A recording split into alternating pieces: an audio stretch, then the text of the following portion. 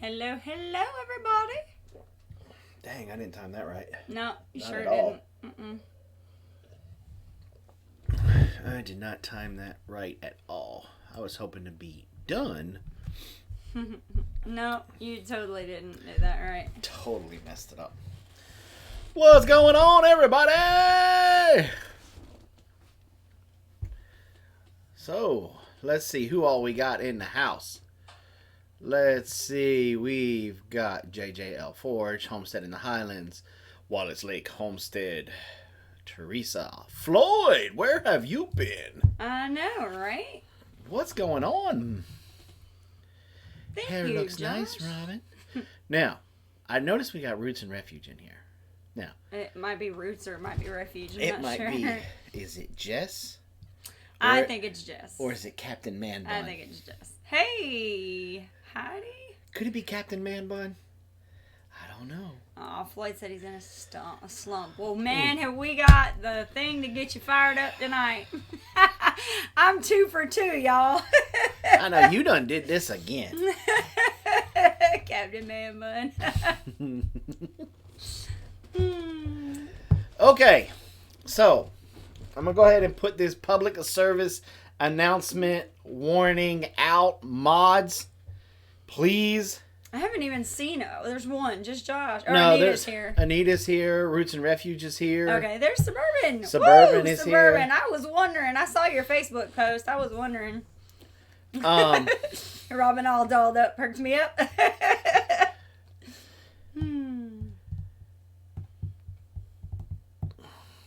Y'all done messed me up. Okay. All of our mods, pay attention. I'm cooking dinner, but I'm listening. Okay.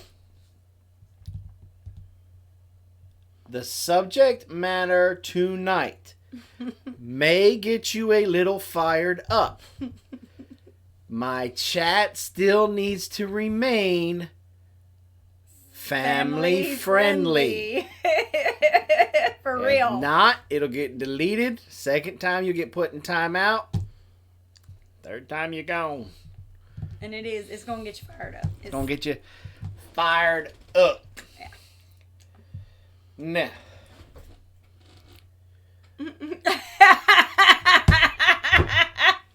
Robyn, you were looking too cute all dolled up in that video.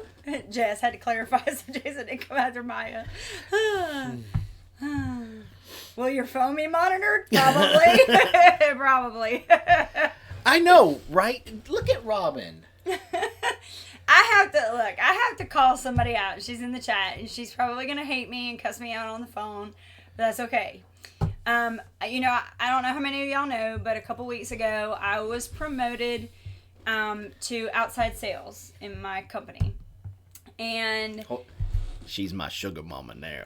And so one of the things that they said is that they would like me to not wear jeans and t-shirts as much. And the reason why I wore jeans and t-shirts was a lot of times I was out in the warehouse covered in dust and dirt and all that stuff. So they just were like, you kind of need to dress a little nicer.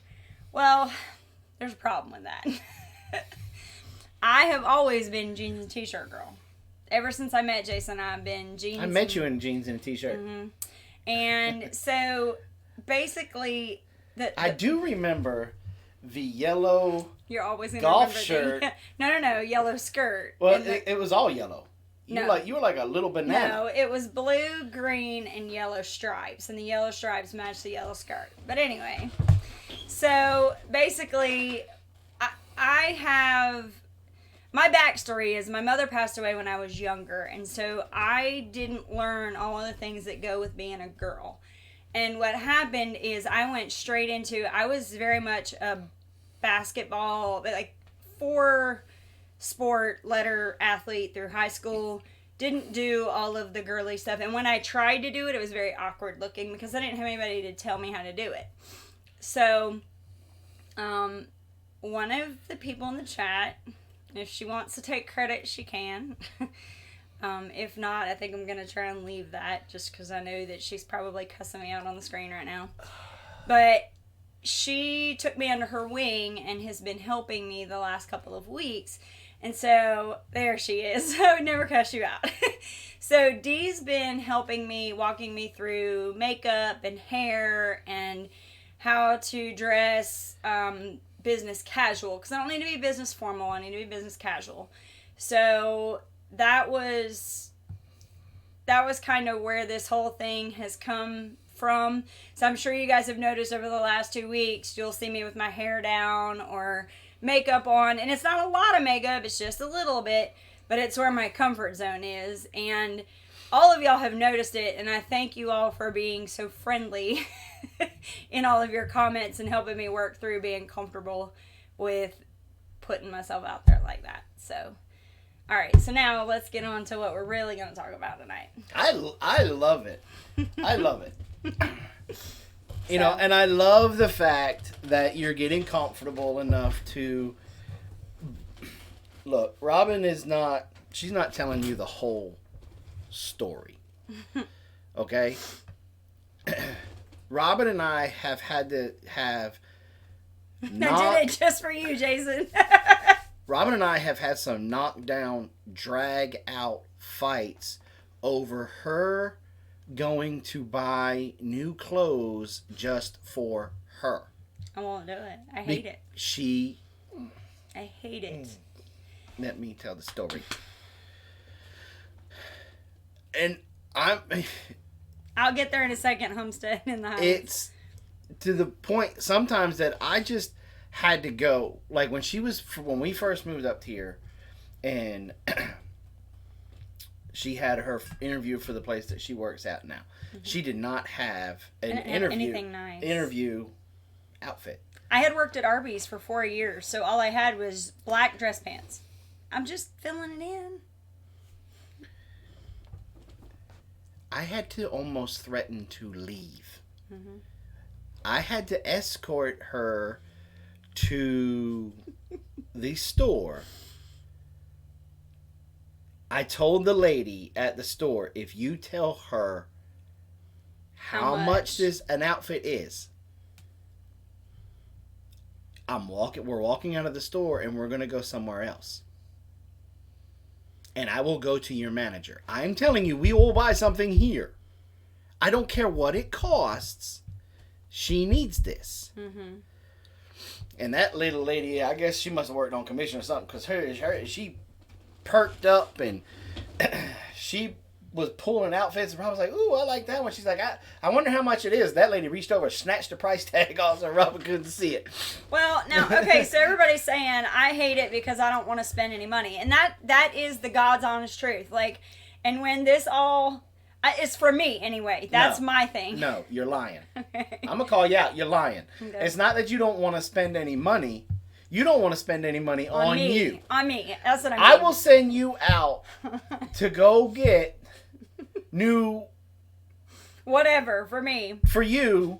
I come back. And you come back with stuff for them kids who have too much clothes that we end up donating it with tags still on it. I just don't like to shop for me. It's just, I've always been that way. So thank you, Kitty. So, yeah. I am very appreciative and very thankful to Dee to helping me. Well, let me tell you the funny story I'm when you're finished. I'm going to DDT for getting Robyn to this point. Because, see, every day I do my best to try to tell my wife how much I love her every day, how beautiful I think she is every single day. You do. Because my life would be miserable without her. I would be drunk in a bar somewhere, hating life. I would be so far from the Lord that it wouldn't even be funny.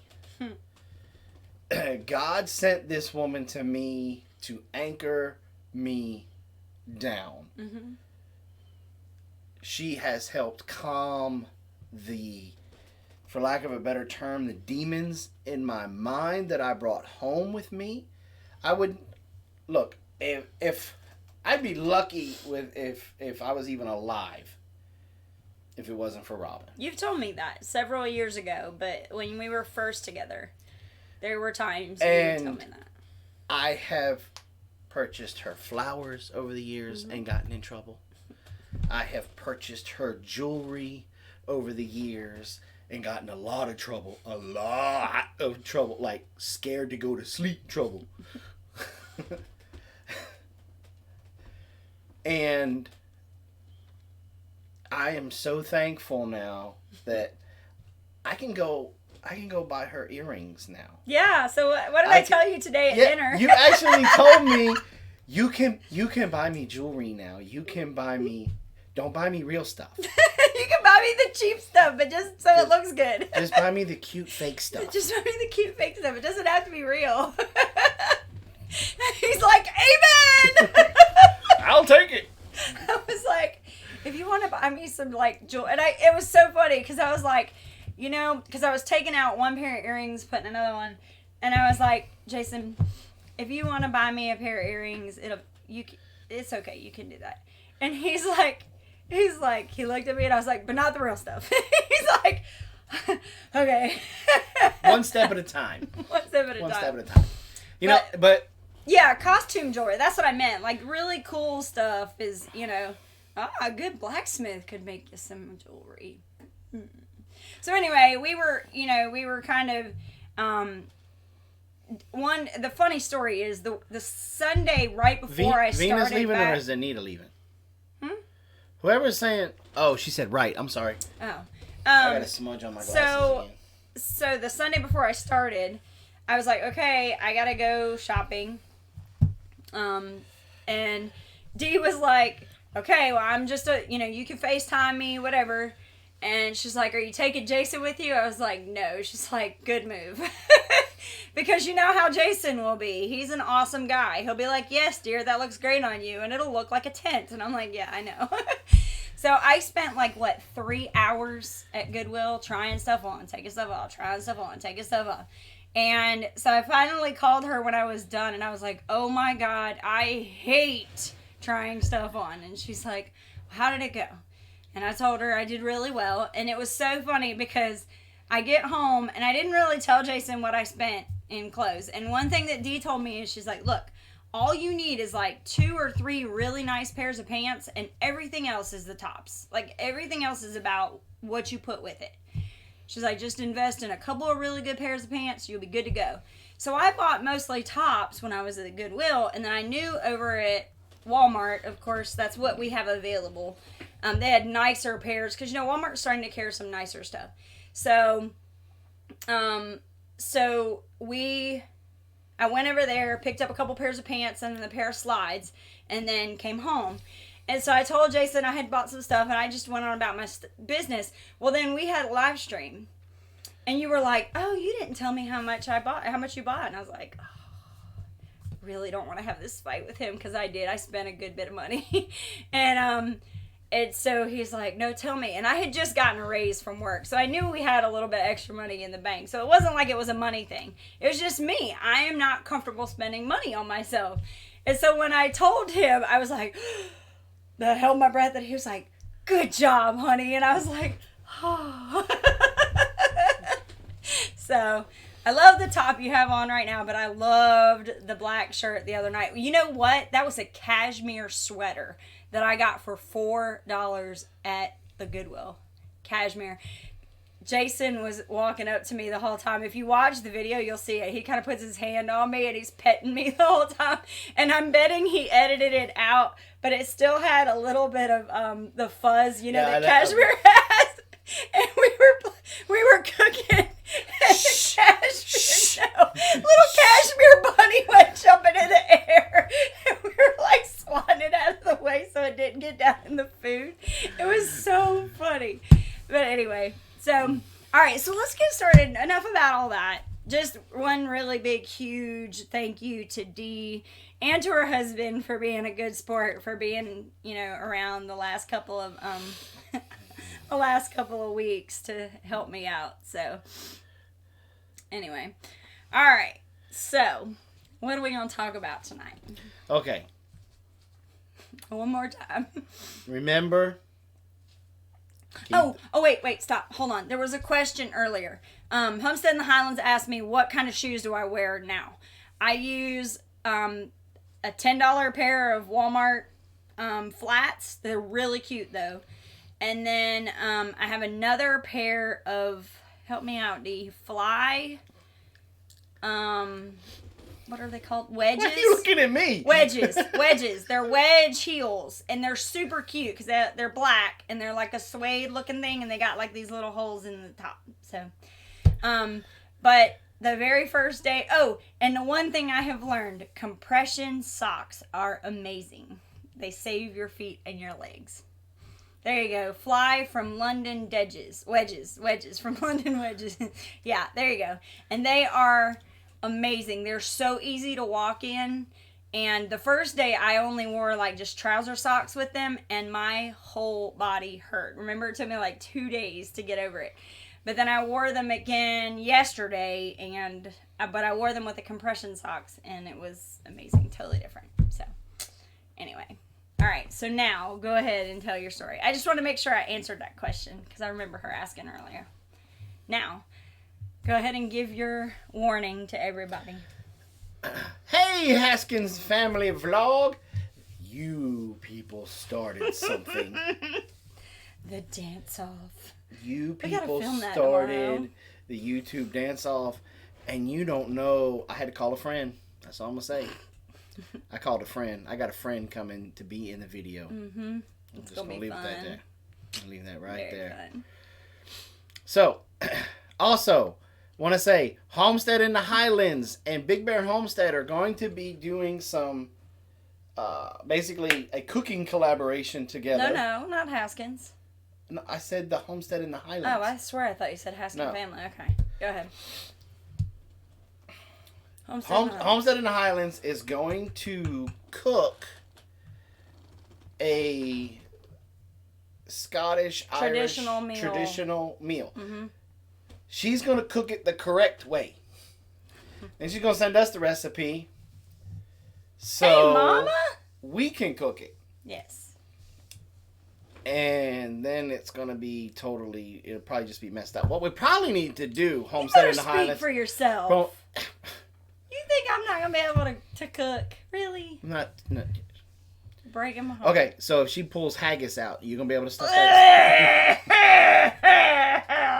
He's at the same time. Yeah. maybe Homestead in the Highlands, maybe you need to email us the recipe, let us cook it first, and then we send everybody you to see how it's supposed to be done.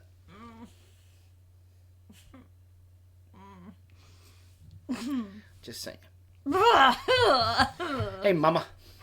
Okay, so tonight's chat, or tonight's topic, well, we're going to get things kind of started, get it rolling, get it flying, get it going. Please remember, no matter how crazy you think this topic is, or how much it gets your dander up, please, please, please, keep my chat family friendly. We do have little ones that are in here that love our show, and we do not want to what's the word I'm looking for? Well, we just don't want to have to delete anybody or delete anything. Yeah. So just Homestead in the Highlands said her mother had an brain aneurysm the other day, and is still in the hospital. I am so sorry. We will add her to the prayer wall. I need to speak to my mom before I do the first thing, as she is the one who taught me. Just a bit out of it right now. I understand. Just let us know. No pressure. We're just getting everything up. Also, before we get started, myself and Josh from JJL Forge in May are putting a class on here at the Big Bear Homestead. It'll be a 2-day class dividing up blacksmithing and trapping. We're looking at it being more towards the end of May, and the price per person for the class is going to probably be right around $150 to $175 for a 2-day class, meals included, trapping or predator control, and blacksmithing. First thing Saturday morning, you will be blacksmithing until lunchtime. I will break, have chow. After chow, you will do predator control with me. And Sunday morning, first thing, you'll be with me because we will put a trap line out on my property. And we will go and check the trap line. And then you'll be with me up until lunch. After lunch, you will be back with Josh till the end of the day, and then we get together. We'll say our goodbyes, have a prayer, and everybody will poof. Disappear. So where are we all gonna be sleeping? I mean, we don't have room for everybody. Unfortunately, we have an itty bitty house, so yeah. I mean, I'm sure we could probably do tents around, but I mean, there will be fire ants. That's true. So, but tents, I mean, you know, we can try and make sure that it's cleared out in that area as best we can, you know. I don't know if we'll be able to do tents. Can we say heifers? Yes, you could say heifers. But we will be, when we get a firm date going, there is a Days Inn and a Best Western in Hartwell. Mm-hmm. Hampton or something. We will be reaching out to them to see if we can get some decent prices. Yeah.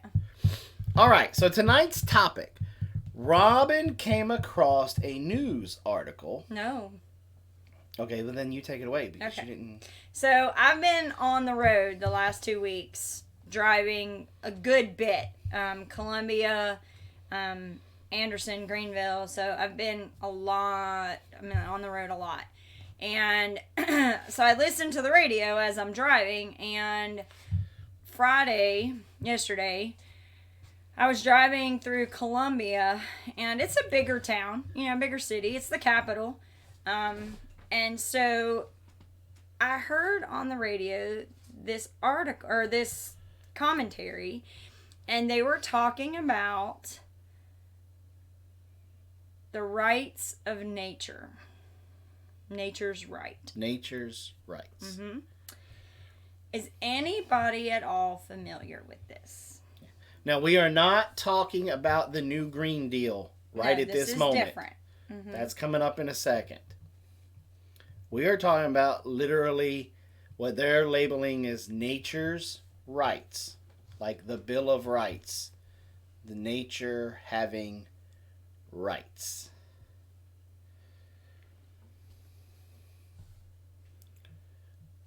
No, not PETA. It's not from PETA.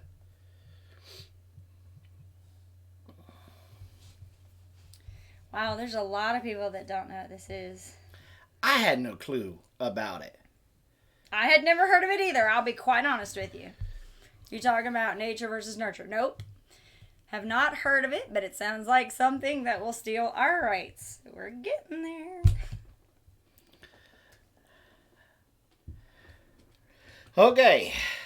So, the basic gist of it is,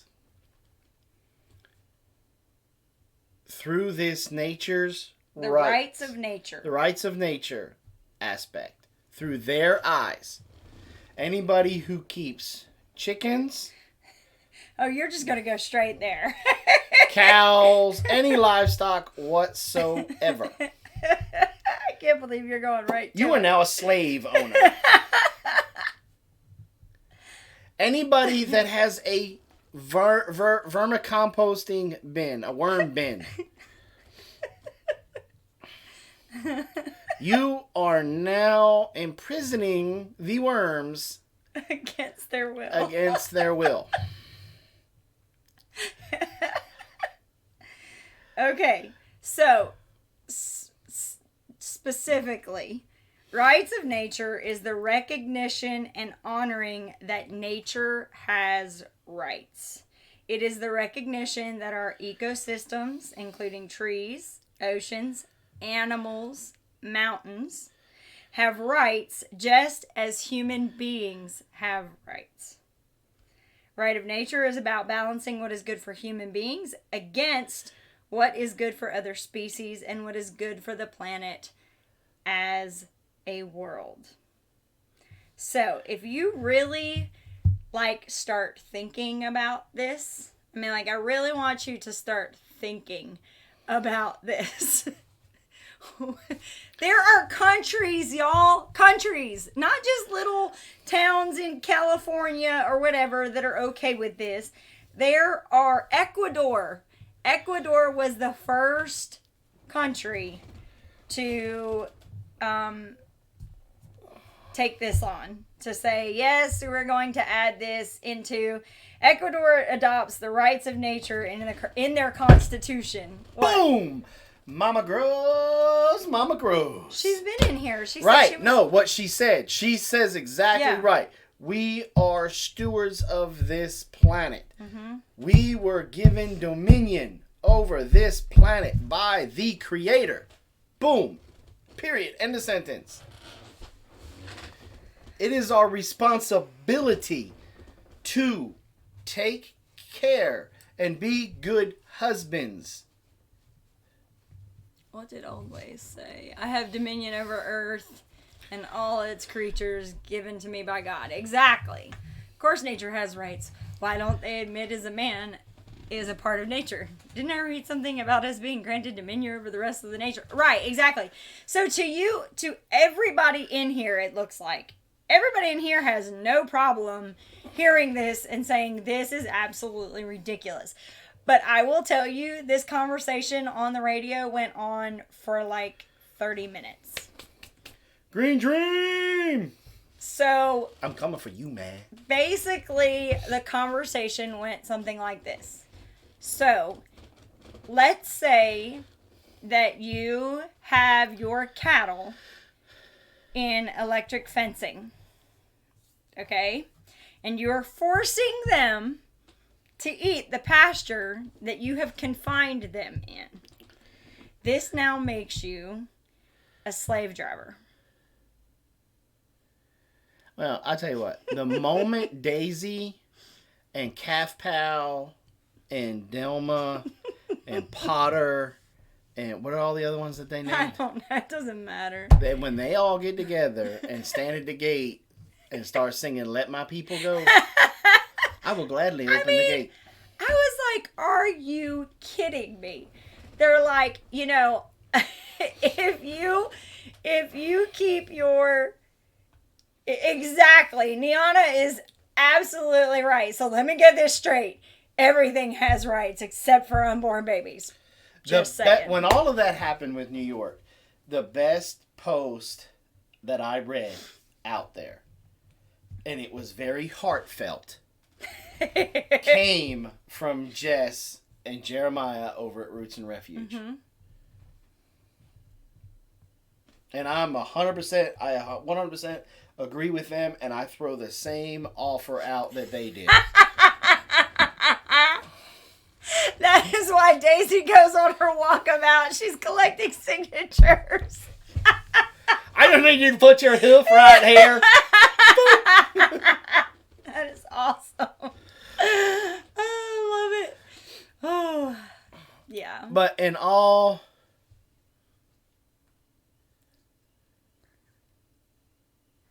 Right, exactly. So let me get this straight. We shouldn't be able to keep a cow based on a certain pasture. But we shouldn't be allowed to make our own decisions about our own bodies and our lives as per the government. I mean, we have the thing that blew my mind. If you listen to what it says, the wording is crazy. Go ahead and Okay. Now, we also have another crazy thing going around right now, and it's called the Green New Deal, or the New Deal Green, or something like that. What brought it to my attention is I had somebody comment on one of my videos talking about how that it was one of my cow videos, and he said that how I shouldn't worry about anything with cows anymore because by 2030 the government's going to make all of the cows sterile and blah blah blah, and it was just a bunch of stuff that just is not true. Oh boy, here we go. It does not eliminate cows. I read it. I read it today. You have to read the whole You've thing. got to read the whole thing. Mm-hmm. We should be kind of... Look, there's a lot of stuff in there that is just bullmonarchy. That is just absolutely crazy. But when it comes to the whole cow fart thing, they want to eliminate the factory farming. Right. Which Not I'm cows. all for. Right. They want to get rid of the CAFOs. They want to get rid of that factory style of farming. Right. And I'm okay with that. It's because the emissions that CAFOs put out. So at the end of the day, because see, they're starting to recognize that people that do it the way that we do it, with pasture rotation and running the chickens behind it, we are bringing back the topsoil. We are bringing back the style of farming that is needed to be sustainable. They're finally opening up their eyes because of the food movement and because of documentaries like Food Incorporated, Food Matters, because of people like Salatin. They're starting to realize, and all of the studies that have been done about how much topsoil and stuff that we lost, they are starting to realize that our way is the correct way. And that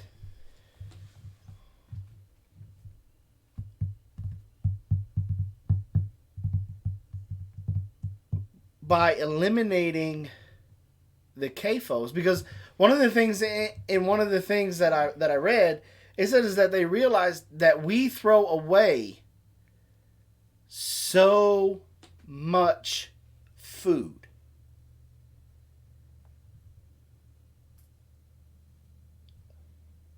That all these government, what do they call it? Where they give them the money to grow the corn. Subsidies.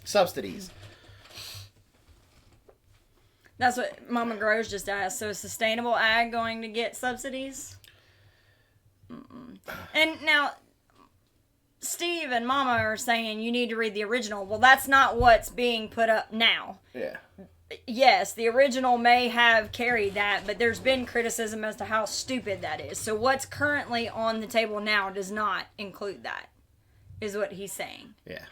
Look, the other 75% of that Green New Deal is a utopian dream. It's crap anyway. That will never happen. They'll never be able to afford to, and it's not sustainable and it's not logical to be able to change every building in this country to a green building. Mm-mm. It's not by 2030, by 2050. Let's not even talk about things like air transportation, like planes and things like that. I mean, it's going to be impossible for them to get every mode of transportation to be green. It's just a bunch of hogwash. Mm-hmm. Okay? But the fact that one of the things that I liked about it in there is that they are, at least somebody is talking about it, that our way of farming, our way of homesteading, our way of doing things is better for the planet, better for the economy, better for food, better for the people, better all the way around than throwing 1,000 cows on 5 acres.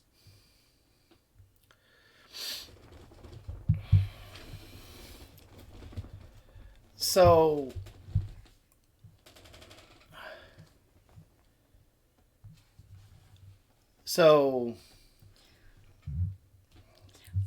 there was a really good comment in there. Somebody asked, but let me get this straight. The government requires us to have fences around our property to keep the cows in. Mm-hmm. So really, they're the slave drivers.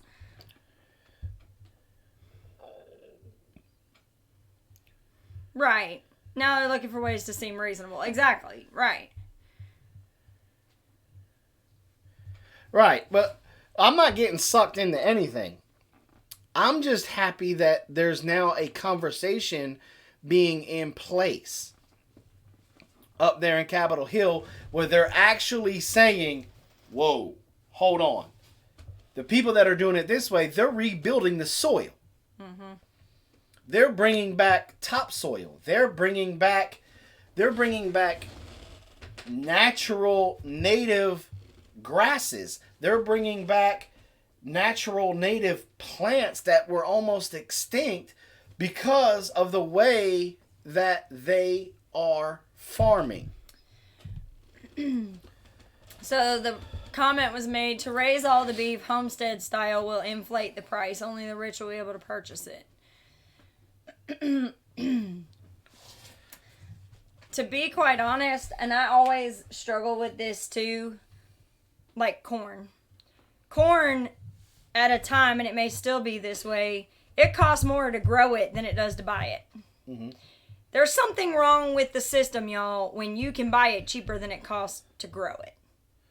There's something wrong with that. And your meat should be no different. So if you have to grow it yourself, or you have to team up with somebody who grows it themselves, then by all means do it. Mm-hmm. Because really, what it costs to raise them and do them the right way, you're right, it is a little more expensive. But you got to ask yourself, what's it worth? And Empty Nest said to raise all the beef Homestead style will inflate the price. That's what I just said. Only the rich will be able to purchase it. I don't agree with that. Because here's the thing. If you want cheap food, then you're not going to get healthy food. Yeah. If you want healthy food, then you're going to have to pay a little bit more for it. Now, do I think that you should be paying $40, $50 a pound? No. No. And I don't think it's going to go that much. If they open it, look, in a utopian society, in a utopian way, what this would be, we would bring back the butcher, the baker, the candlestick maker. Even though we don't use candlesticks, but Karina, I'm aware of that. I know it's subsidized. That's my whole point. Is that the fact that it has to be subsidized by the government? Like, there's something wrong with that. Our system is broken. Look, there is no way other than everybody. You got to admit, our current food system is busted. It's broken. If you disagree with that, then please explain to me how 2018 was the highest year for food recalls this country has ever seen. Right. If a food system is not broken, how come we're having unsafe food? How come diabetes is on the rise? How come heart disease is on the rise? How come cancer is on the rise? Child obesity is on the rise. Type 2 diabetes. Yeah. I mean, that's... And Heidi said it perfectly. Cheap food equals poor health equals greater medical costs. And, they're all in it together. And they always say, if you control the food source, you control the people. And that's what everybody seems to be. You're catching it, that if they can control the food source, they can control the people. Mm-hmm. And really, at the end of the day, I love it. Joel Salatin said it best. I mean, people were like, well, how much? It costs so much more for your chicken and so much more for the beef. And he said, well, what did he say? What's the going cost of cancer? What's the going rate of cancer? Yeah, what's the going rate on cancer right now? Right. I mean, there's so many different things. But yeah, at the end of the day, when you start looking at this stuff, it's all about being able to control the food source. Fact. When everybody had a garden in their backyard. Everybody had a home flock of chickens. Mm-hmm. When the milkman came around. Now, granted, there was a whole lot of pregnancy going on because of the milkman. But when the milkman came around, the butcher was a local guy. Hey, Kayla.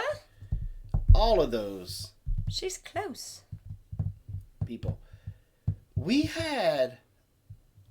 still had heart disease, but it was minuscule. Mm-hmm. We still had cancer, but it was minuscule. We still had diabetes, but it was minuscule. If we had child obesity, it was one kid out of 100. Well, the other thing that's a huge problem in this country is nobody wants to eat in season. We used to always joke, when I was younger and pregnant with Carol, there was always the joke about having to send your husband out in the middle of December for a watermelon. Because you couldn't find a watermelon in December because that's not when they grow. Mm-hmm. You know?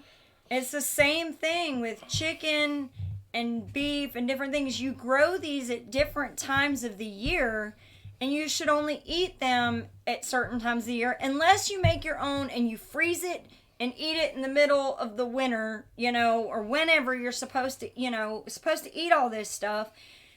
You can't, you start doing all of this other stuff and it starts changing how our bodies were meant to eat in certain seasons.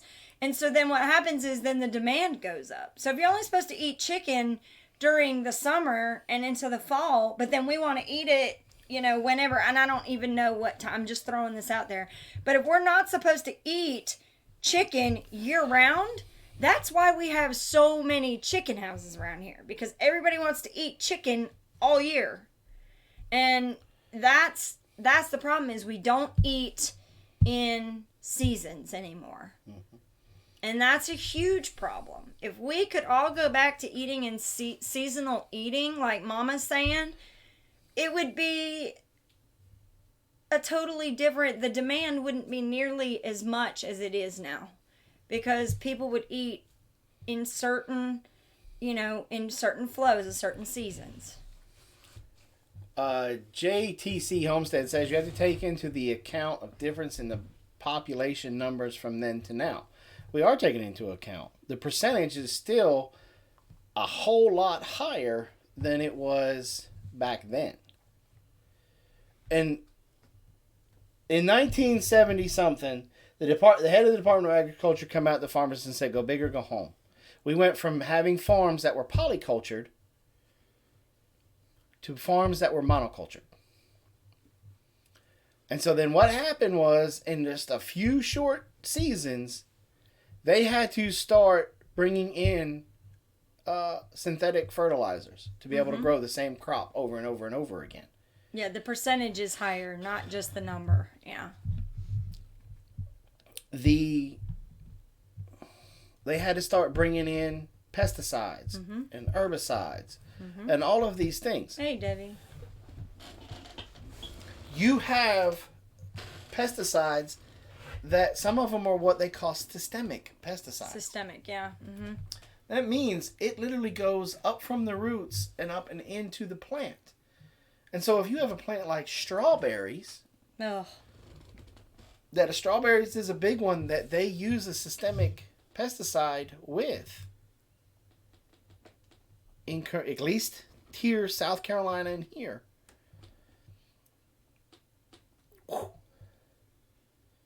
It's going in the fruit. And so when you bite it, what was that?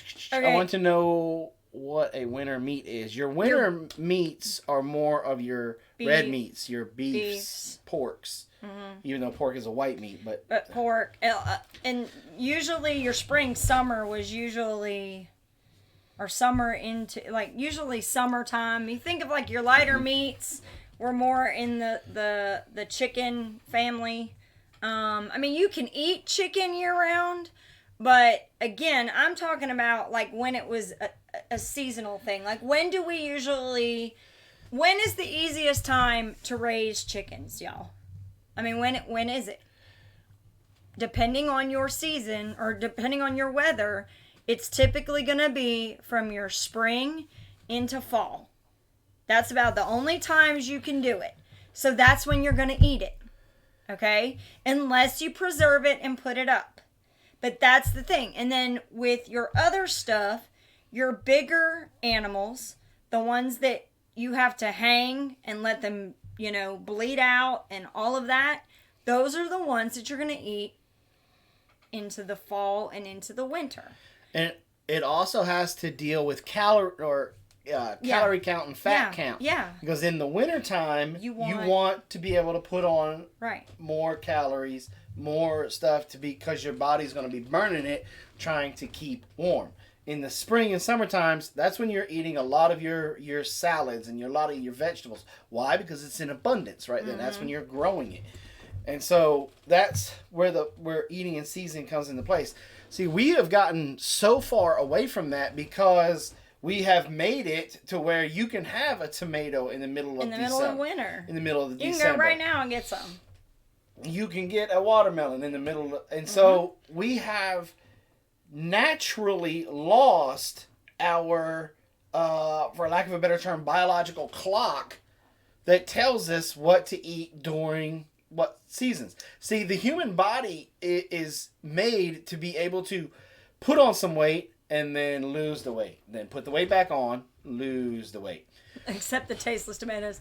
So, I like what Mississippi Gulf Coast Gardener said. Like the Back to Eden Gardener says, asparagus is the first to come up because it has more minerals than any other vegetable to replenish you from the mineral loss during the winter. So that's a pretty good way to think of it. So that's the thing is like all of these things used to be in a season. So, and yes, you're right, Heidi. During the winter time, the stuff that you try to grow in a greenhouse that's forced to grow, is not necessarily as good as good old-fashioned. Right. See, in the wintertime, there's not a lot for us to do. Right? We're huddled up by the fire, making babies, doing whatever, right? Just to stay warm because we can't go out really and plant. We go out and do minimal chores. There shouldn't be a lot going on because of the cold and the snow and all of that. Okay? But so that's when we'll be putting on that weight, help keep our bodies warm, to help keep us being able to go. Because being out in the cold, you do burn more calories being outside in the cold than you do being outside when it's hot. TMI. And so in the summertime, spring and summertime, what are you doing? You're out there. You're moving. Running. You're running and gunning, right? You're out there. You're working your garden. You're planting. You're weeding. You're harvesting. So you're out there doing stuff. It's hotter. You don't want to eat a heavy meal when it's hot. Right? You want to eat the salads and the greens and the veggies and all that stuff. And even the chicken has the high protein in it to give you the extra, oomph you need. Yeah. And so in the wintertime, you want to eat that heavy meal to help you feel warm, to help you feel good. Where in the summertime, if you eat a heavy meal and you go out right back outside and start working, what you going to be doing in about 30 minutes? Yep. You're going to be calling the Raptors. Yeah, I mean, I can tell you just from experience, because we do somewhat eat seasonally just because we do work a garden during the summer and we get out in the heat, so we don't want to eat all that heavy stuff. So during the summertime, we eat a lot of salads. We don't hardly ever eat pastas or rices or potatoes. We eat a lot of fresh vegetables, or steamed vegetables or something like that. Yeah, comfort foods in the winter. Lots of pastas, rices, corns, that kind of thing. Beans, grains, all of that. And so that's the thing is we've gotten away from that as a society. And so now the demand is so high that our answer for that was all of these. Right. Well, your palate naturally likes fats, salt, and sugars, right? So that's why 90% of processed foods have majorly those three things in them. That's why it's cheaper to get a 2-liter thing of Coca-Cola than it is to get a head of broccoli. Good night, Mississippi Gulf. Gotta take a breath. I know. You get really fired up about this. You know, and look, yes, our population has grown. People are living longer. That's great. You don't have to have 21 acres to be able to help produce good, healthy food. I am a big advocate for city folks to come in there and do rooftop gardens. I think we could end global warming with rooftop gardens. I think that if every building had some type of a rooftop garden or a rooftop farm where they kept some honeybees and they kept maybe a small... I mean, they keep pigeons up there. Why can't they keep chickens? If Carrabba's can grow trees on their roof, how come they can't grow a tiny pasture to run some chickens on up there, or grow some tomatoes, or grow some community gardens, if sidewalk that gardens. old basketball player in where's he at? Chicago? Oh man, what's his name? I can't think of his name. I can see him playing his day. Oh. He took an empty parking lot, a deserted parking lot, and grows enough food that everybody in the neighborhood has fresh vegetables during the spring and summertime. Right. He's out in California somewhere now, right? Isn't it? I think he started in Chicago or Detroit. He started in one of the big cities. Maybe. And it can be done. Mm-hmm. Yep. You gotta worry about how much a cow farts. It can be done. Mm-hmm. Yep. So, rooftop, look, in Greenville, South Carolina, there is a restaurant or they started a rooftop aquaponics system. Not aquaponics, hydroponics system. And they are growing all of the leafy green vegetables when they're in season, when it's time, for one of the local restaurants. Mm-hmm. Down there. What are you doing? Just pay attention there. Keep talking. Keep talking. No, you got to tell me.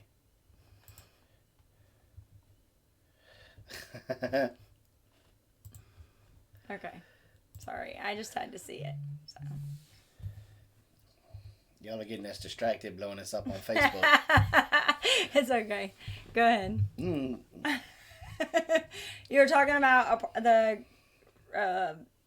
growing gardens on the hydroponics on top of the roofs. Mm-hmm. No, yeah, all of that. So think about it. How much square footage is just up there on a roof? Mm-hmm. Because see, not only will you be growing food on these rooftops, but you'll also be helping insulate the building, mm-hmm. which will lower its dependence upon heating and cooling. Good night, Josh. Mm-hmm.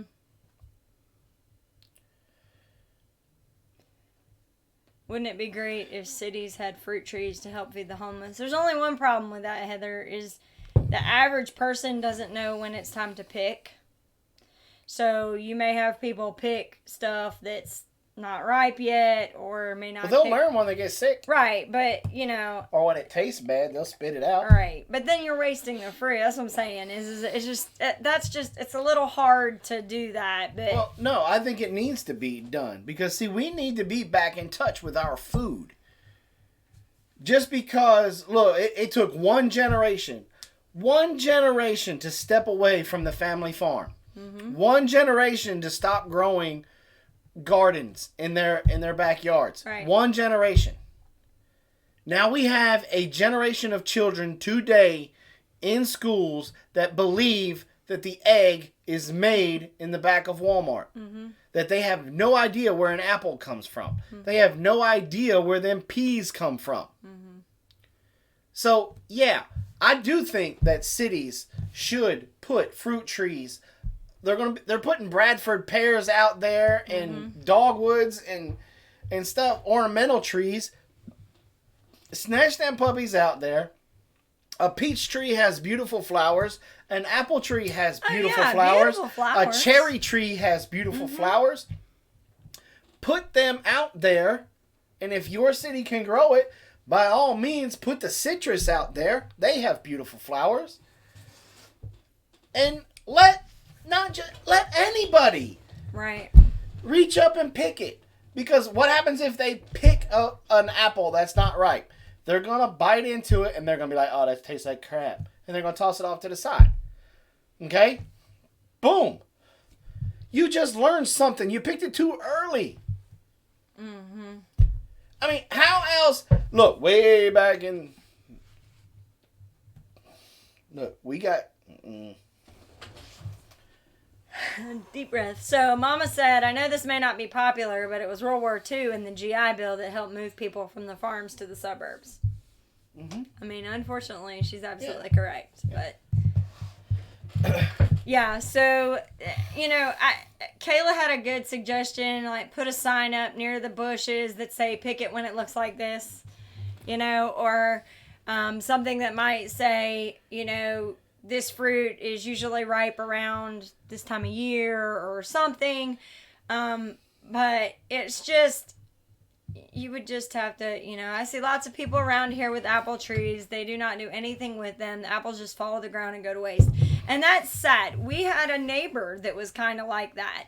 He had this apple tree and it just, and I think part of it was because he was so used to it not producing that when it started producing, he just didn't know what to do with it. Yeah. The moment we brought honeybees in. Yeah, when we brought the honeybees in, then all of a sudden it was like we could have whatever we wanted out of his garden because he was getting so many apples and he couldn't keep up with them, and the ones that were falling to the ground, our pigs would go and clean up for him. Yeah. So he didn't even have to worry about that. So, yeah, but you know someone's going to get stung by a bee and then sue the county or whoever's in control of the bushes or trees. But that's still possible with the ornamental trees and the ornamental flowers and stuff that they have out there right now. Right, yeah. Okay, just because it's going to produce fruit doesn't mean all of a sudden the bees are going to come. The bees are coming already. Right. Yeah. Snowflake's children think that chickens are made in a factory, not hatched from an egg, and they think the egg is made by a store, just like perfectly packaged cheese is not coming from milk. Exactly. That Green New Deal thing is it's a packet of ideas. 95% of it is junk. But we need to start having the conversation about our broken food system. And I think this is a way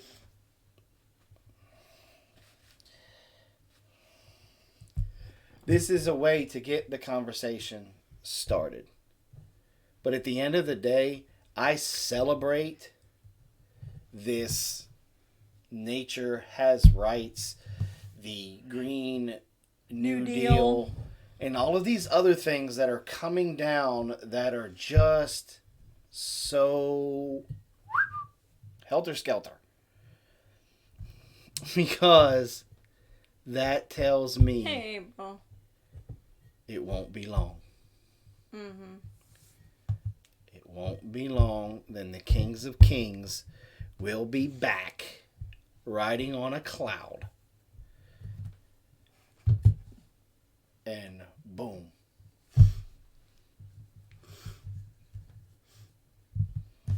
Jesus will return. Thank you, April.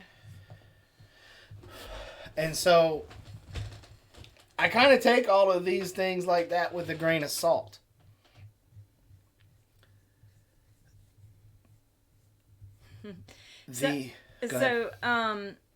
Swervin made a good comment. She said, because people have become afraid to eat produce that doesn't look perfect. They think that if it's got some kind of, ding on it, that it's not good to eat. And that's just not, it just doesn't, it's some of the best tomatoes I've ever eaten. You know, had little, you know, marks on the top from where a bug got to it or whatever. Homestead in the Highlands, no, we don't. When Two Family keeps threatening to come visit, and when they do, I'm gonna have Daryl show me how to set that up, Yeah, so we don't know how to do we it. can do that. Pete's little homestead. I love his comment. Some people think bacon comes from a turkey. The apples from our own tree may not always look pretty, but they taste much better than the perfect ones at the store. And that's true. I mean, our peaches, so we have a peach tree, and it finally started producing decent peaches this past year. And they were phenomenal. They were so good. Now, they were small. You got the taste one? Yeah. How many did you get to eat? Two? You got two? All right. High five for you. I got one. Why? Every time I turn around. Let's just take a poll. Let's just take a poll right now. Hey, Cat. Let's take a poll. Look, they're there. We can get that set up for you. Okay, I want to take. Been hanging out the whole time. Stop. I want to take a poll. Okay. I have a sample bottle of peppermint essential oil to the first person who gets this right. Robyn got 2 peaches. I got 1. Who in my family ate the most peaches?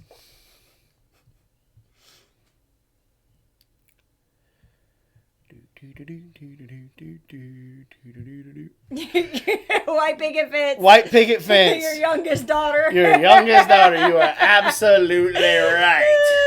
Ladessa. Yep, Ladessa. Look, that child won't get up on a step stool to put dishes away. But she will climb a peach tree. No, she'll drag her stool outside and climb up the stool. And climb up in the tree to get that peach. She is so funny. And it was like, you know, we did that video on growing a peach tree from seed. That was all her wanting to do that. That was all her. Because she kept eating all of and see, these ones were freestone, not clingstone.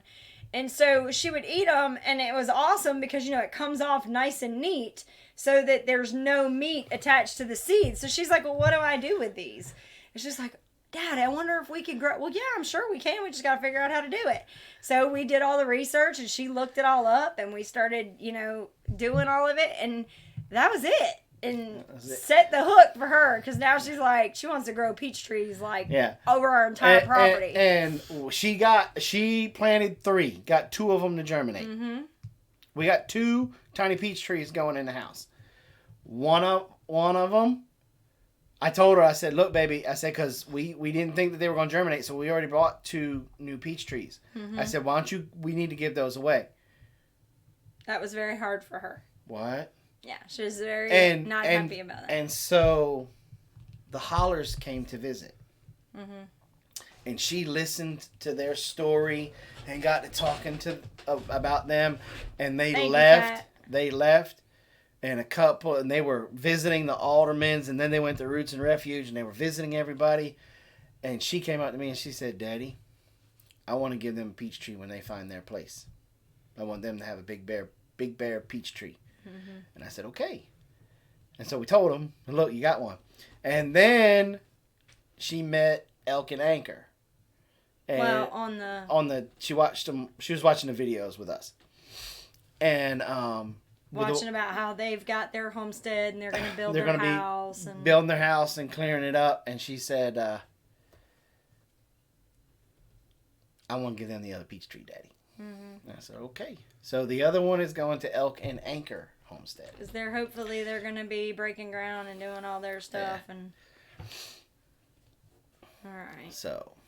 I don't know, the kids are calling. Good night. Kayla, thank you for joining us. Be sure to come back. Yeah, thanks for coming, Kayla. We're here every Saturday night at 8. Every Saturday night. Yeah. Now, look, guys, we have been reaching out to other YouTube creators and getting their opinion about our channel. And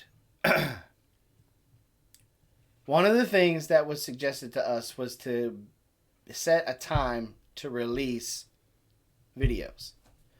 And so we played around with the last week at different times, releasing at what time to release the video to see what was best for everybody. And so be looking. We are setting a schedule. If we don't have a live stream that day, we're going to be letting out a video at 6 p.m. Eastern Standard Time. Hey, Josh. 6 p.m. Eastern Standard Time. That's when we're going to be releasing the video. That seems to be when all of you guys are available. And yeah, we tried doing some early in the morning, and it did nothing all day. And then it would pick up speed around 6 o'clock at night.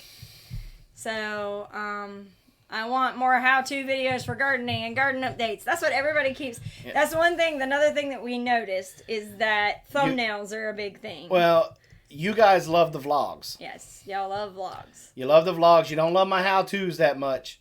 You love my vlogs. Mm-hmm. So hey, Matt. We're going to try to Night, do Geeky Gardens. More. Look, I got to learn how to vlog, y'all. Y'all got to be patient with me. Look, I was an NCO in the Marine Corps. When I was stood up in front, I was used to teaching. I had a certain regiment, the way I would teach, the way I would do things. Boom, boom, boom, boom, boom.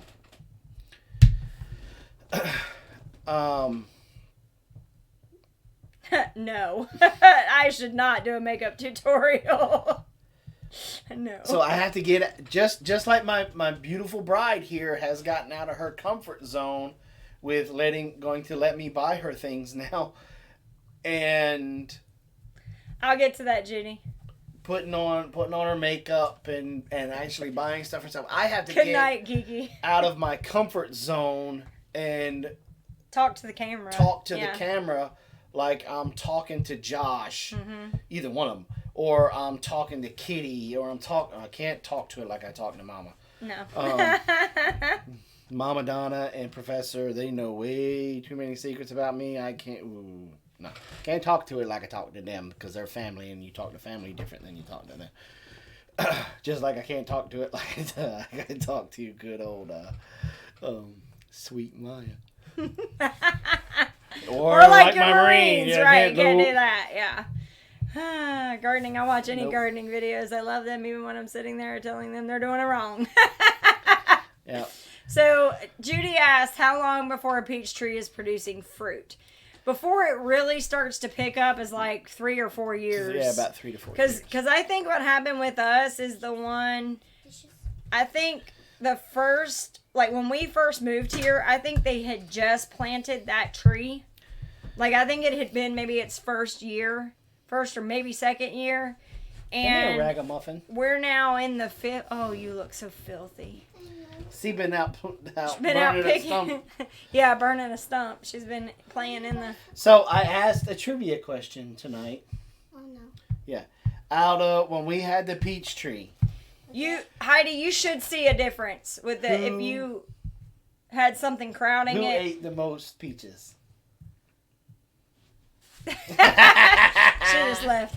Heidi, did you take the cedar tree out because it was crowding it? Because that's one thing that we noticed. When we took out that other, because there were a couple of trees beside it, and once we took those, even the stumps and the roots and took everything out, once we did that tree that following year did phenomenally that following year compared to years past. But I think it takes a good 3 to 4 years before it starts bearing, really good. And then they usually only bear for maybe 10 to 12 years, somewhere around there. Well, it depends if you keep them pruned or not. You have to keep See, the thing with fruit trees, look, and it even says this in the Bible, that for the tree, in order for I'm paraphrasing, okay, I'm not one of these guys that can memorize scripture. I've heard cedar hurts apples. I don't know about peaches. Cedar hurts apples. Yeah. I think cedar hurts every stinking fruit tree. Yeah, it's possible. But even in the Bible, it tells you that a well pruned tree produces good fruit. Mm-hmm. So if and that keeping your trees pruned. I just had like a flood of information hit my brain. Keeping your trees pruned is extremely important because see when you have branches that overlap like this on a tree, okay, and then you get the wind blowing, they get to doing this, okay, and then they're going to be rubbing no different than if you stayed here and kept pressure and kept rubbing your arms back and forth like this. You're going to rub yourself raw. Mm-hmm. They will do the same. Fruit trees will do the same thing, and then they have that open wound, mm-hmm. which will invite bugs, insects, fungus, anything, all that kind of junk to get in there, mm-hmm. and that will eventually be the death of your tree. So the moment you see branches crossing over like this on each other, yeah, pick one and prune it. Figs are the easiest tree to grow. I agree. I think they're the ones that you always see fruit on first. Yeah. We're going to be having some because we are putting our orchard in this year. Mm-hmm. So, one of the questions was, how far apart do you put the trees? I think the peaches are like 20. The safe distance. 15 to 20, somewhere in there. For a normal tree, not your dwarfs. Yeah. Your normal trees, the safe distance is usually about 25 feet. Yeah. Yeah, when we started walking it out, spacing it out, we were going anywhere between 20 and 25. Lisa Booker bought us her gift certificate to plant something in honor of my mom. That's awesome. Lisa's an awesome lady. She's the one that got us that. The cutting board. Yeah, the cutting board. Yeah. So the trees are, believe it or not, very. Wait, what? What? I offered brown turkey fig cuttings, but Jason didn't respond. Who said that? Sub? Well, why didn't you offer them to me, Sub? Because I don't remember. I don't remember her offering them. I thought y'all was moving to Arkansas. Not yet. I'm putting this. Most fruit trees need more cold hours than we have. Right. So we're not trying to grow certain apple trees because they need to have a good hard frost during the winter, and we don't get that. Mm-hmm. So it just kind of. Somebody sent me I think it was Mama Donna. Sent me a bunch of cuttings. Facebook of the fig devotional trees. live stream. See, I wasn't in for any of those. He's remembering faintly. I think I told you to send them. No, I'm sure it wasn't. But we got Mama Donna's to root. And then the Destroyer of Worlds. Yep. Which is probably how he got his name. Because he even killed an accidental avocado tree that we had growing in the front yard. Yep. Which I'll tell you what, I am so excited. Okay, well, I'm telling you now. I'll take them. In our front yard, right in front of the house, right off of the walk path there in the front, is where we would throw... Oh, no, stop. Not where we would. Don't make it like we were Sanford and Son and we just threw stuff out there. No, I was getting ready to finish that. The girls. No. I'll tell you part of the problem. It's not really a problem. So when we have the slop bucket out on the front porch, and sometimes stuff wouldn't quite make it into the slop bucket. And during the summertime, we were still doing compost, but sometimes we were still throwing leaves and everything else into the slop bucket for the pigs. Well, if the girls missed it, I wasn't going to pick it up and put it into the bucket. I would come out every once in a while and I would sweep everything off of the porch, and if there was food matter, whether it was eggshells or whatever, I would sweep it out onto that pit right there in the front. And the girls, we would come in with dirty feet, so there would be dirt that would get on there, so I would sweep that back. So over the years, that has become kind of a compost pile, because the other thing is the water that comes off of the roof will fall right there and kind of turn up the water, will turn up the dirt some too, and kind of move things around, and people step on it and kind of churn it. And so this past year, we had avocados, and one of the girls, you hit the avocado seed with a knife, you split it to get it, to pull it out of the avocado, right? Well, I guess one of the girls decided to just toss it out front, maybe, I guess. I don't know. There's my girl.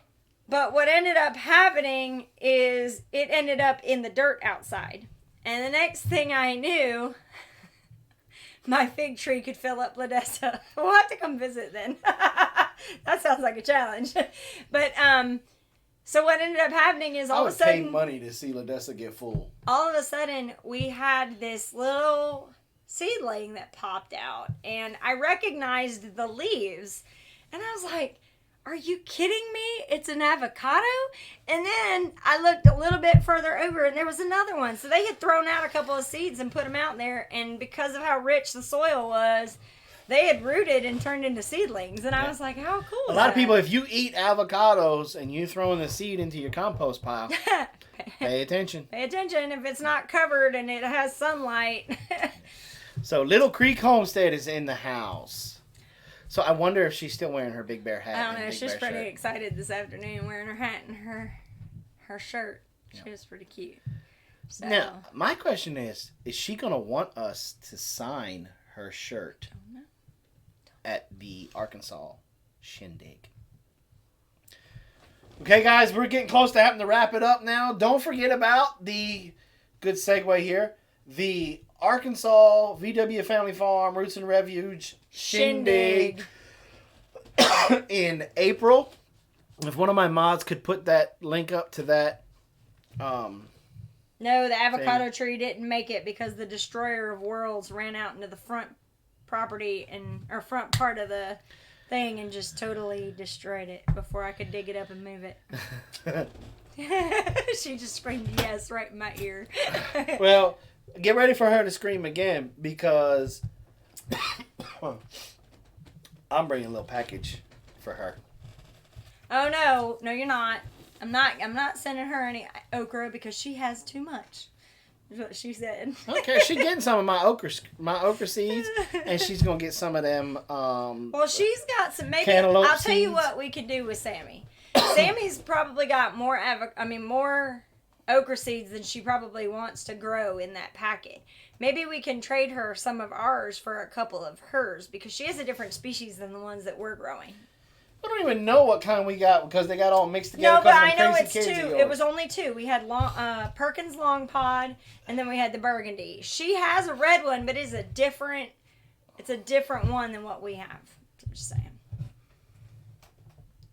Okra is no, it's not. You just don't like it.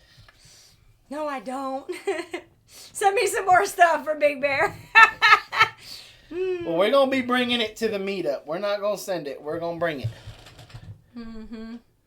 You need to get Sammy excited about the sowing seed process. That's fun. Mm-hmm. That's when it gets really fun. You know, maybe, just maybe, me and Sammy can sow some seeds together at the Shindig. Maybe if she brings some starting trays. Still have a bull here, Jason. Still don't have a trailer or a truck. Maybe we can sew them together and you can make a video for your channel. There you go. It's in April, so I guess quite a bit of stuff can still be sown in April. Yeah, April's still early enough. We could sow some cucumbers, squash, stuff like that. Maybe Jason can ride him into battle. Squeeze him in the back of the Prius.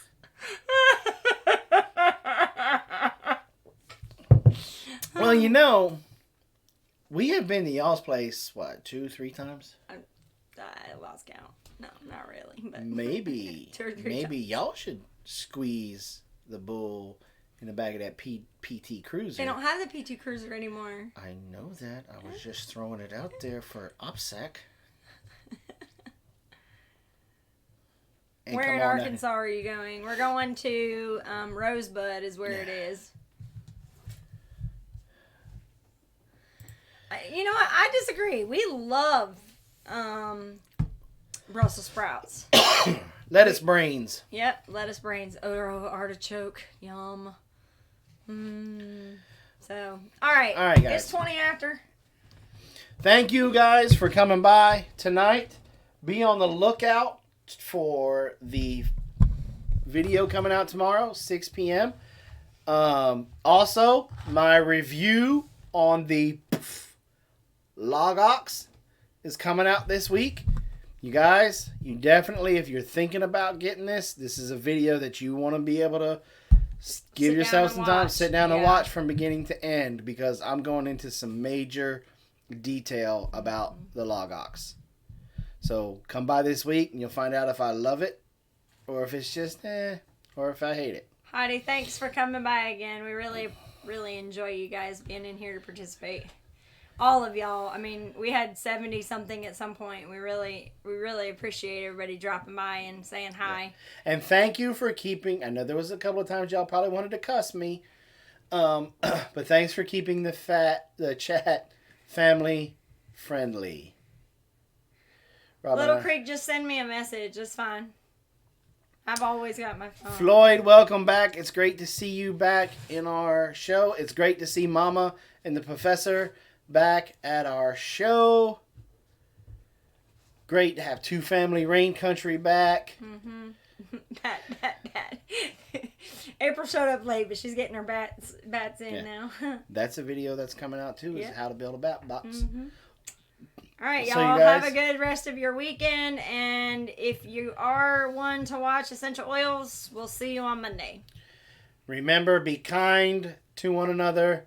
You never know what that person is going through. Remember to reuse, recycle, repurpose, keep stuff out of the landfill and out of our oceans, and give our coral a chance. Night, guys. Night, y'all. God bless.